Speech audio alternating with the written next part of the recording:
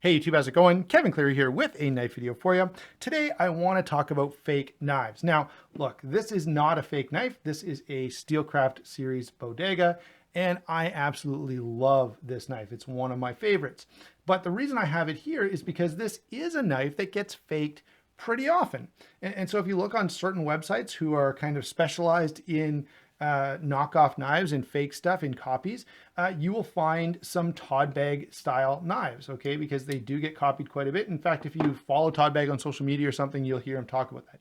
Now, he's not the only one. There are Spydercos and Benchmades and Chris Reeve knives and Borka knives and a whole bunch of others that get copied fairly blatantly and fairly regularly. That's what I want to talk about though. And what I would like to do is bring up the reasons that I hear people suggest that they can justify this behavior. Let me throw a couple other knives in here.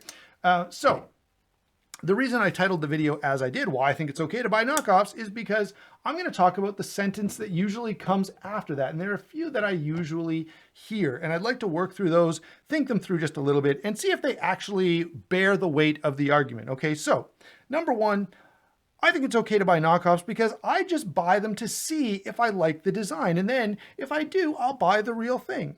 Okay, so my first response to this is, does anyone actually do it, right? Is there anyone out there who bought, the Gonzo, this is not a copy, by the way, neither is this. But is there anyone out there who bought the Gonzo copy of a Benchmade Griptilian or Paramilitary 2 or something, and then went out and bought the real thing? I think you could probably count those people on one hand. But the other aspect to this is it's really not the best way to go about what it's claiming to try and do to find out if you're going to like that knife or not. Probably the best way and cheapest way to do that would be to buy a used whatever knife you want to check out. And then if you like it, you can go ahead and buy a brand new one, or you could keep the used one you bought if it was in really good condition. But the other thing about that is that used knife, if it turns out you hate it, you can resell it for about what you paid if you bought it used. So you end up getting a free opportunity to try something out. And if you really don't like it, you can just resell it. The nice thing about that is then the money you get back, you can use to buy something else and see if you like that better. Or maybe by then you'll have done further research and you'll know what you like better. All right, the other last point here is you're not really getting a good comparison. All right, Advanced Knife Brother, I don't know how old the video is, but he does have a video comparing a Spyderco Paramilitary 2 to a knockoff Paramilitary 2. And one of the things he points out is that they don't even feel the same. Like it's not a fair comparison at all. So you're really not learning anything about how much you're going to like the actual real thing. All right. Number two, I think it's okay to buy knockoffs because I just can't afford the real thing. And most people can't. The prices they want are just silly. And I really need this knife to protect my family or whatever. So, maybe I'm going moose hunting next week and I'm going to buy this knockoff because I can't afford the good one. All right. Now, this implies that you need a fill in the blank with whatever knife you're wanting to buy, a Chris Reeve Sabenza or a Paramilitary 2 or, a Steelcraft, a Todd Bag Bodega. And the reality is you don't, okay? You can make an argument that you need a good knife, all right? But the reality is there are tons and tons of good knives that are very affordable and are not copies. These are two perfect examples, but so is this.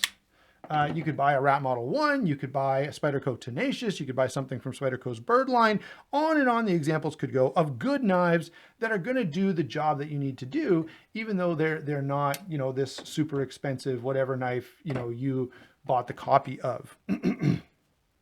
All right. And so again, this doesn't really hold water. It implies or it assumes that whatever expensive knife you're looking at is the necessity when that's really not true. You don't need a Paramilitary 2. Number three, I think it's okay to buy knockoffs because these companies are just charging too darn much. Like, come on, Spyderco, does it really cost $140 for a Paramilitary 2? That's not even fair. All right. Now, this is essentially claiming that, I'm going to put some kind of market pressure on Spyderco or on Benchmade or Cold Steel or whoever else by buying something that's close to what they're doing, but not.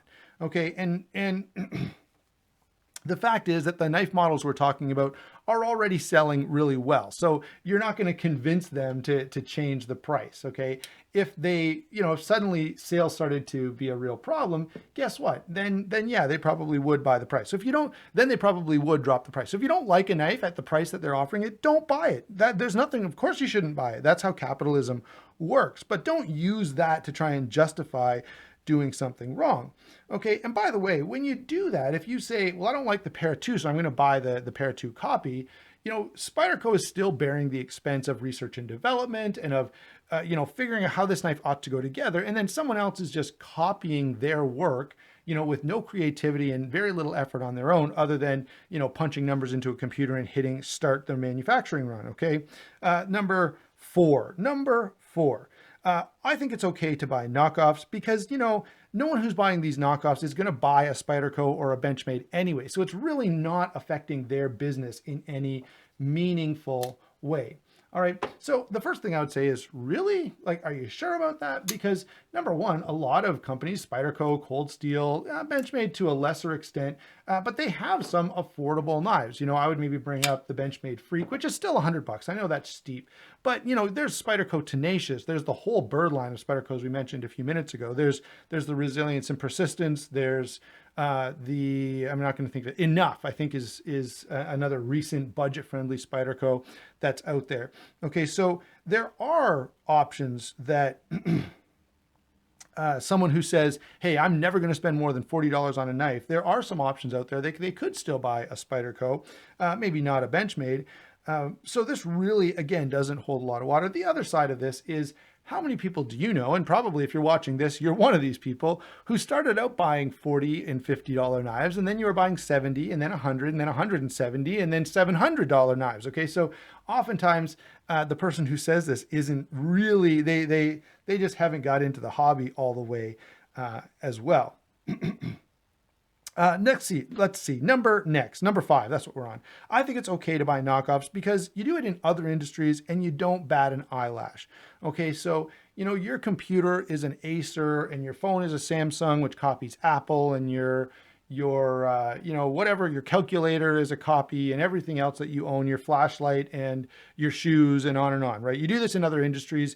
And again, I don't know if this is true. I can only speak for myself, but I can tell you, I would never buy like a fake Rolex or a fake expensive handbag. I don't know the names. I'm sure like Dolce & Gabbana or something. I don't know if they make handbags, but let them, I'm sure if they did, they would cost like $1,000 a piece. Okay, so I'm not going to buy one anyway, especially because it's impossible to find a handbag that matches my eyes.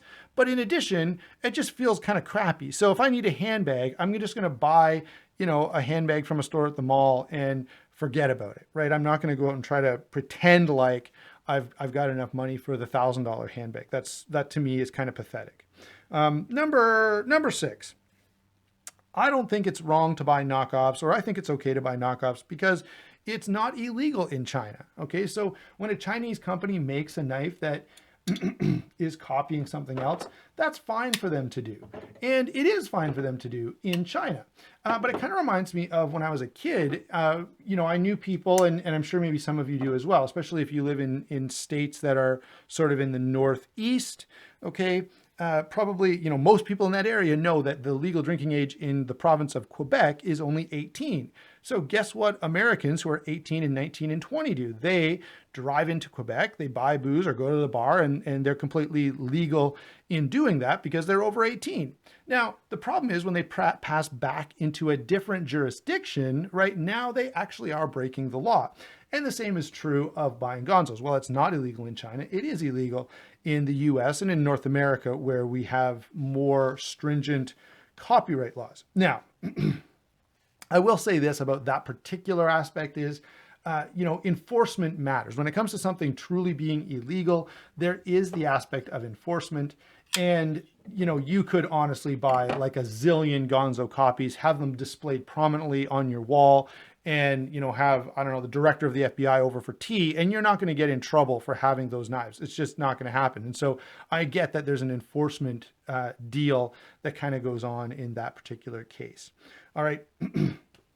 Now, there are a couple things I want to touch on, kind of in closing here. The first one is, what about the axis lock? Well, let me say this. I have it on pretty good authority that the patent on the axis lock really is done and over with, and that it is no longer an issue to build a knife that has an axis lock.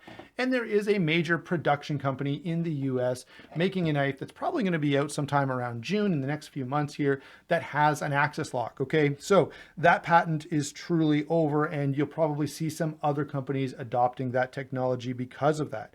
The other thing I want to say here is I'm not going to condemn a company because they do one thing I disagree with. In fact, that would make it impossible for me to buy anything from anywhere. Okay, I'm a Christian person. So does that mean, so that would mean, essentially I can only buy stuff from stores who are, who believe and act morally the same way that I do. So, no more Apple computers or Microsoft, and no more Walmart, and no more Target, and no more Wendy's, and no more McDonald's, and on the list would go. So it's just really not a tenable position to say I'm not going to do business with someone who I disagree with morally. By the way, I love cold steel knives, and I think, Lynn Anderson is kind of a blowhard. Did I say Lynn Anderson? I meant Lynn Thompson. Sorry about that. For those of you who know me, you maybe know why that is. It's too long of a story to tell, but Lynn Thompson, yeah, he's kind of a weirdo, and the crazy videos that Cold Steel makes, they're insane. I still love Cold Steel knives, right? So there you go. Okay, that's my discussion, guys. Thanks for watching. I would love to hear you guys weigh in the comments below. I will say this, if you get out of line, I'm going to delete your comments, so please don't do that. Thanks for watching. Don't forget to like and subscribe, and we will talk to you soon.